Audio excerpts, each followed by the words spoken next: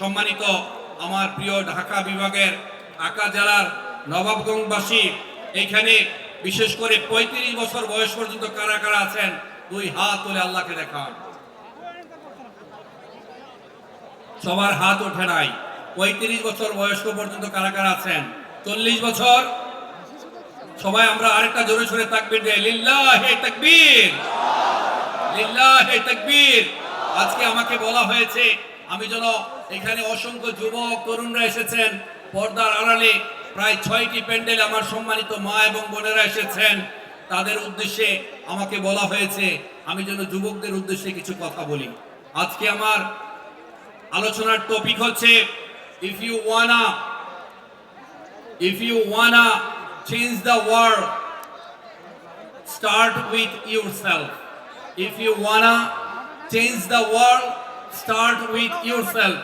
যদি আপনি বিশ্বকে পরিবর্তন করতে চান, এই দেশটাকে সংস্কার করতে চান, এই ঘুণে ধরা সমাজকে পরিবর্তন করতে চান, যারা বিগত সময় ধরাকে সরাজ্ঞান করেছে, রক্ত দিয়ে হোলি খেলেছে, দুর্বলের উপর সবল হয়ে অত্যাচার করেছে, হাজার হাজার টাকা লাপাত্তা করে দিয়েছে, এই দেশটাকে যদি পরিবর্তন করতে চান তাহলে আগে নিজের ভেতর থেকে পরিবর্তন হন, ঠিক না?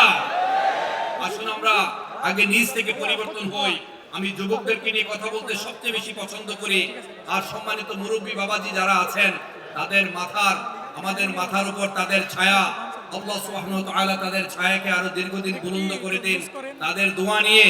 কিন্তু মূলত দেশটাকে পরিচালনা করছেন, দেশটাকে এগিয়ে নিয়ে যাচ্ছেন কারা? দুই হাত তুলে আল্লাহকে বলেন, কারা দেশটাকে এগিয়ে নিয়ে যাচ্ছে? যুবকরা। যুবকরাই হচ্ছে আমাদের তারাই মূলত আমাদের হাতিয়ার, তারাই মূলত আমাদের অনুষঙ্গ, তারাই মূলত দেশটাকে পরিচালনা করছেন। সম্মানিত বাবাজি যারা আছেন, সম্মানিত আলেমে দ্বীন যারা আছেন, আমন্ত্রিত অতিথি যারা আছেন, আপনারা সবাই এসেছেন কথা শোনার জন্য। আমার সম্মানিত মা বোন যারা আছেন, মনে রাখবেন আপনারা প্রত্যেকে দায়িত্বশীল। কুল্লুকুম রাঈন ওয়া কুল্লুকুম মাসউলুন আন রাইয়াতি। সমাজের প্রত্যেকটা লোক দায়িত্বশীল। এই দায়িত্ব সম্পর্কে আল্লাহ সুবহানাহু ওয়া তাআলা কাল হাসরের দিন আপনাদেরকে জিজ্ঞেস করবেন। তাই আবারও বলছি, এই যুবকদেরকে যদি আপনি ছোটকাল থেকে মানুষের মতো মানুষ করতে পারেন, তাদেরকে মোটিভেট করতে পারেন, ভেতরের শক্তিকে তাদের জাগ্রত করতে পারেন, তাহলে তারা আমাদের এই ঘুরে ধরা সমাজ, যেই পুরনো শোকন, আমাদের স্বাধীনতা, লাল সবুজের পতাকাকে, আমাদের মানচিত্রকে যারা খামচে ধরতে চায়, সেই যুবকরা আমাদের দেশটাকে পরিবর্তন করবে, ঠিক কিনা বলেন? তাই ভাই, আমি সবসময় বলি আমার যুবক ভাইয়েরা, আমার জেনারেশন জুমার, জেন জি, আমি সবসময় বলি আমার যুবকরা যদি এগিয়ে যায়, এগিয়ে যাবে বাংলাদেশ। যুবকরা যদি পথ হারায়, পথ হারাবে আমার লাল সবুজের সোনার বাংলাদেশ, ঠিক কিনা বলেন? আমার যুবক ভাইয়েরা মনে রাখবে, মানুষ তোমাকে নয়, তোমার পজিশনকে ভালোবাসে।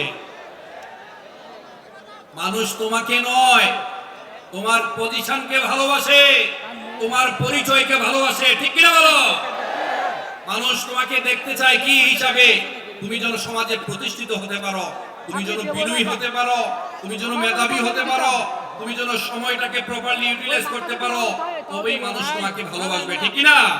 যদি তোমার পরিচয় সৃষ্টি না হয়, পরিচয় দেওয়ার মতো সৃষ্টি না হয়, তুমি যদি বিনয়ী না হও, তুমি যদি ভালো মানুষ না হও, তুমি যদি দেশপ্রেমিক না হও, তোমার মধ্যে যদি স্বপ্ন থাকে আমি যে করে হোক আগে চেয়ার দখল করে হাজার হাজার কোটি টাকা লাপাত্তা করে দেব, নিষ্পাপ মানুষকে গুম করব, খুন করব, মিথ্যা মামলা দেব, তাহলে মানুষ তোমাকে ডাস্টবিনে ছুঁড়ে ফেলে দিবে, ঠিক কিনা বলো? বিগত সময়ে আমরা দেখেছি যারা অন্যায় করেছে, জুলুম করেছে, অত্যাচার করেছে। মানুষ আর শয়তানের মধ্যে পার্থক্য কি জানেন? মানুষ আর শয়তানের মধ্যে পার্থক্য হচ্ছে মানুষ ভুল করে আল্লাহর কাছে আবার ক্ষমা চায়, আবার ক্ষমা চায়, আবার ভুল করে, এভাবে ভুল করতে করতে ক্ষমা চাইতে চাইতে সে পরবর্তীতে আসল সত্যের সন্ধান পায়, ঠিক না? আর যারা শয়তান, যারা ফেরাউন, যারা ঘাড়তেরা, যারা ধরাকে সরাজ্ঞান করতে চায়, যারা শুধু পাওয়ার এক্সারসাইজ করতে চায়, যারা শুধু চেয়ার দখল করতে চায়, তারা অন্যায় করেও হাজার হাজার মানুষকে খুন করার পরেও পেছনের দরজা দিয়ে সদল বলে পালিয়ে যেতে বাধ্য হলেও তারা তাদের ভুলকে কখনো স্বীকার করে না। এই বাড়াবাড়ি করবেন না যুবক ভাই। আজকে আমি আপনাদেরকে নিয়ে কথা বলতে চাই। যা বলছিলাম, মানুষ আপনাকে নয়, আপনার পরিচয়কে পছন্দ করে, আপনার পজিশনকে পছন্দ করে। মনে রাখবেন, ডোন্ট টেক দিস আদারওয়াইজ, অন্যভাবে নেওয়ার কোনো সুযোগ নাই।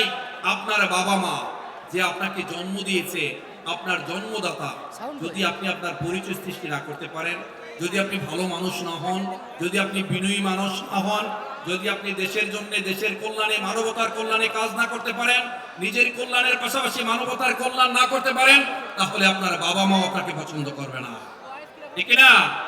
সরি টু সে, আরেকটি কথা না বললে নয়, তবে মনে রাখবেন, পুরুষ মানুষ বাঁচে সবসময় অন্যের জন্য।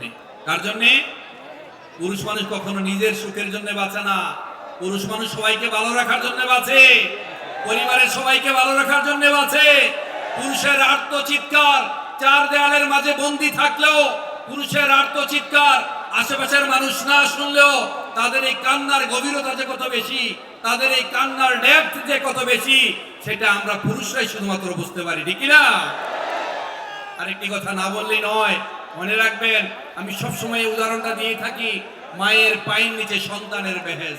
Haven lies at the foot of mother. মায়ের পায়ের নিচে সন্তানের বেহেস। আমি জানি প্রায় 6টি প্যান্ডেলে আমার ধর্মপ্রাণ, আমার সম্মানিত মা এবং বোনেরা আছেন। আমি আপনাদেরকে ডিজার্ভ করার জন্য কথাটা বলছি না, আপনাদেরকে কষ্ট দেওয়ার জন্য বলছি না।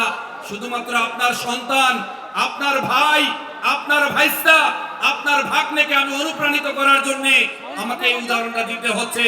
মনে রাখবে আমার যুবকরা, তুমি যদি ভালো মানুষ না হও, তোমার পরিচয় যদি সৃষ্টি না করতে পারো, তুমি এখানে সেখানে যদি টাঙ্কি মারো, তুমি এখানে সেখানে যদি ইফটিজিং করো, তোমার কোনো মেয়েই তোমাকে পছন্দ করবে না। ইভেন তোমার ঘরে সবচেয়ে অযোগ্য, সবচেয়ে অপদার্থ যে মেয়েটি তোমার ঘরে এসেছে,